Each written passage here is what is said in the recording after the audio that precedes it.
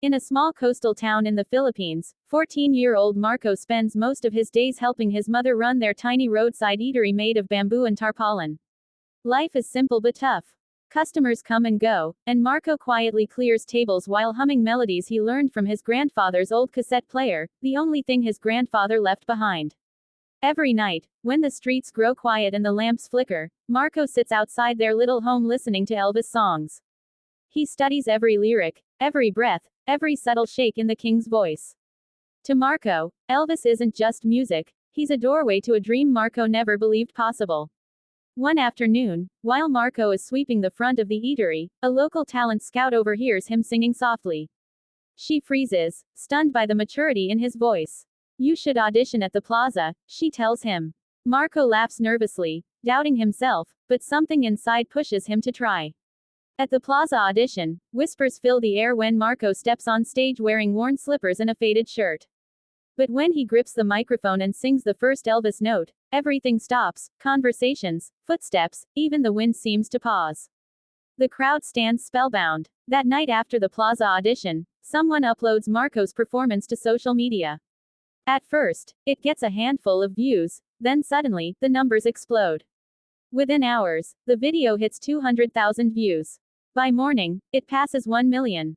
Comment sections fill with shock and admiration. "This kid sounds like young Elvis. A voice like this doesn't come often.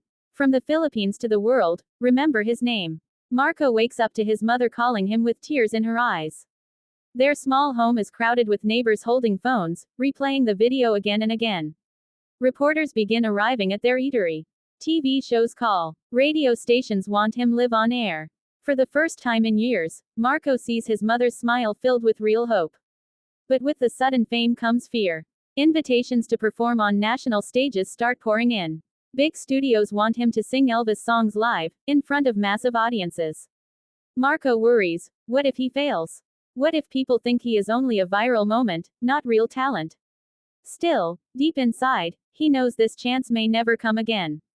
With trembling hands but a brave heart, Marco accepts the biggest invitation yet, one that will test everything he's ever dreamed of. The day of the big performance arrives. Marco and his mother travel to Manila for the first time, riding a crowded bus for 6 long hours. As they reach the massive studio, Marco's heart pounds. Giant lights, tall cameras, rushing staff, everything feels overwhelming. He clutches his grandfather's old cassette tape tightly, whispering, "Please stay with me, Lolo." Backstage, he hears other contestants practicing. Their voices are powerful, trained, confident. Marco suddenly feels small, just a simple boy from a tiny town. His hands shake. His mother holds him and says, "Anik, sing with your heart." That's more than enough. When Marco's name is called, he steps onto the huge stage. The judges glance at his worn clothes and tired slippers with mild disinterest. The audience murmurs, unsure what to expect. The music cue begins, soft, familiar, magical. Marco sings the first line of "Can't Help Falling in Love." The entire hall falls completely silent. His voice carries warmth, nostalgia, and emotion far beyond his age. People lean forward, eyes widening. His tone is rich, soulful, almost hauntingly Elvis-like. Midway through the song, the audience rises to their feet.